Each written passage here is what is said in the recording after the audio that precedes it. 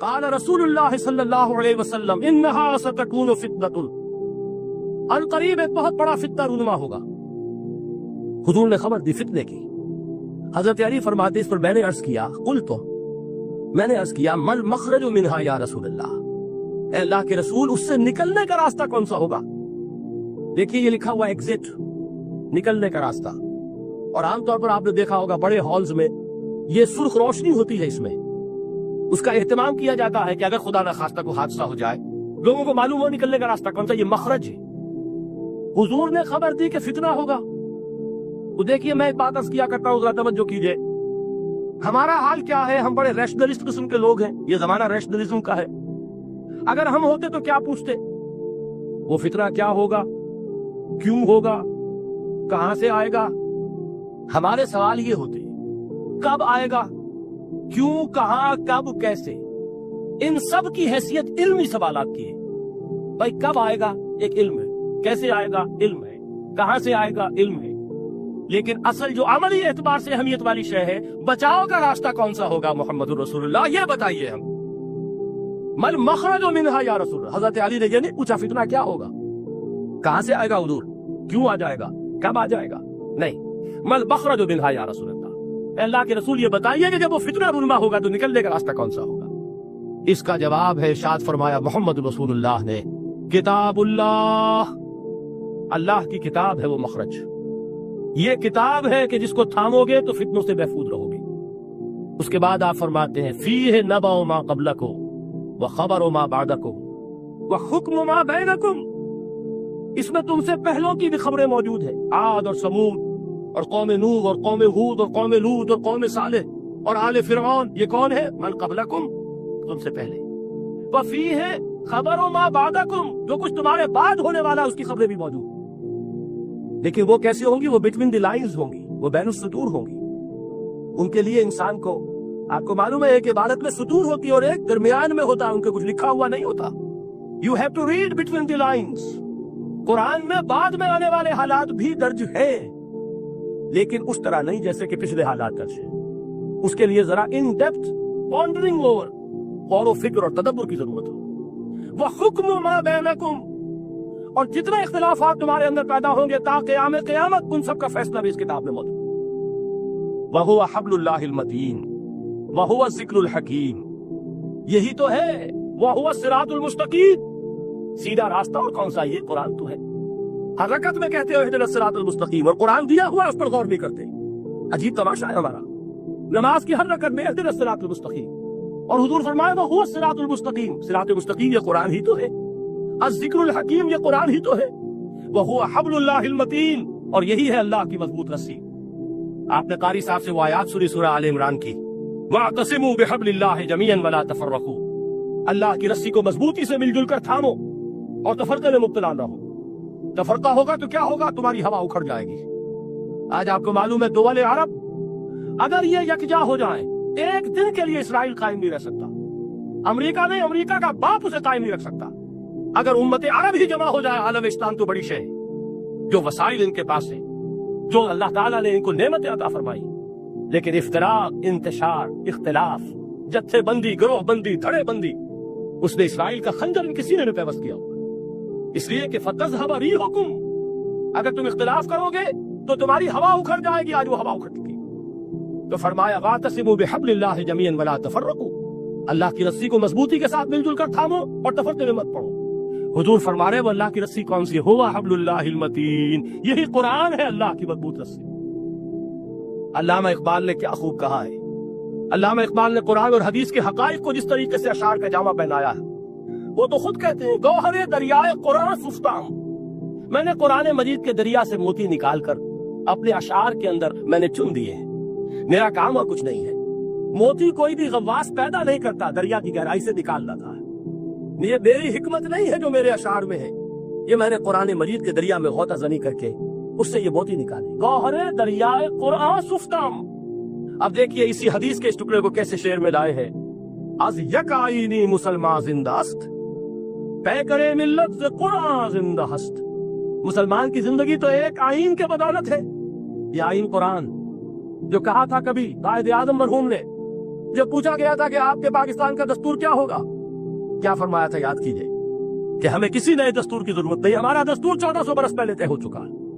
یہ ہماری بدقسمتی ہے جو کچھ کہا تھا قائد اعظم نے کہ God has given us a golden opportunity to prove our worth as architects of a new state and let it not be said that we didn't prove equal to the task۔ میں معذرت کے ساتھ عرض کروں گا حضرت کہ واقعہ یہ ہے کہ ہم اس کے equal to the task ثابت نہیں ہوئے۔ قائد اعظم کا دیا ہوا پاکستان آج دنیا میں موجود نہیں ہے، اس کا ایک حصہ اپنے نام سے دستبردار ہو کر بنگلہ دیش بن چکا ہے، اس نے اپنی تاریخ کو خیر بات کہہ دیا ہے۔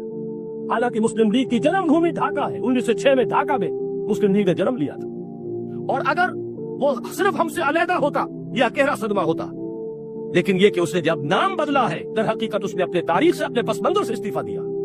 یہ ہمارا دوہرا ہمارے لیے صدمے کی بات ہے۔ کیا 2 یمن موجود نہیں ہے؟ ان میں سے کوئی ایک بھی اپنا نام چھوڑنے کو تیار ہو رہا؟ کیا 2 جرمنی دنیا میں موجود نہیں ہے؟ کوئی ایک بھی ان میں سے اپنا نام چھوڑے گا؟ کیا 2 کوریا نہیں ہے؟ 2 ویتنام نہیں ہے؟ تو کیا 2 پاکستان نہیں ہو سکتے تھے؟ ہو سکتے تھے۔ میں یہ کہا کرتا ہوں کہ یہ گہرا صدمہ ہے علیحدگی، اور دوہرا صدمہ ہے، اور اس سے کہیں زیادہ بڑا کہ انہوں نے اپنا نام بدل لیا، اپنی آئیڈینٹی چینج کر لی، انہوں نے وہ نام اپنے ماتھے سے اتار کر خلیج بنگال کے اندر دبو دیا۔ یہ بہت بڑی سزا ہے جو ہمیں ملی ہے۔ کیوں ملی ہے؟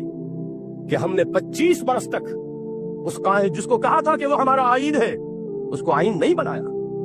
ہم نے دنیا کے سامنے جھولیاں پساری، ہم نے طرح طرح کے نظاموں کو آزمایا، لیکن اس قرآن کی طرف پیشقدمی نہیں کی۔ اللہ تعالیٰ ڈھیل دیتا ہے لیکن سزا بھی بہت سخت ہوتی ہے۔ ان بطش ربک لشدید، وہ ہم پر کوڑا برسا ہے۔ تاریخ انسانی کی عظیم ترین شکستوں میں سے ایک شکست ہے کہ جو ہمارے ماتھے پر کلن کے ٹیکے کی طرح موجود ہے۔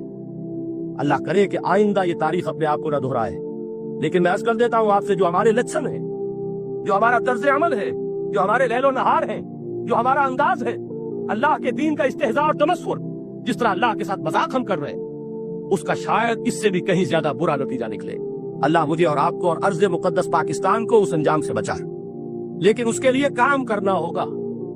صرف کہنے سے بات نہیں بنے گی، کمر کشلی ہوگی، ہمت جو ہے پھر انسان کو اثر نو، ایک نئی تعمیر، ایک عزم، ایک ہاتھ میں قرآن اور ایک میں تلوار لے کر یہ امت پھر دوبارہ میدان میں آئے۔ بہرحال عرض یہ کرنا تھا، اقبال کہتا ہے از یک آئینی مسلمان زندہ است، پے کرے ملت سے قرآن زندہ است، ماں ہما خاک و دل آگاہ اوست، اعتصامش کن کہ حبل اللہ اوست۔ تامو اس کو مضبوطی کے ساتھ، حبل اللہ یہی قرآن ہے۔ یہ یک آئینی اور پیکر قرآن کی زندگی، پیکر ملت کی زندگی جو ہے اس قرآن کی بدولت ہے۔ تو حضور نے کیا فرمایا؟ فتنے سے بچنے کا راستہ کون سا ہے؟ کتاب اللہ فیہ نبأ ما قبلکم وخبر ما بعدکم وحکم ما بینکم وہو الصراط المستقیم وہو حبل اللہ المتین وہو الذکر الحکیم۔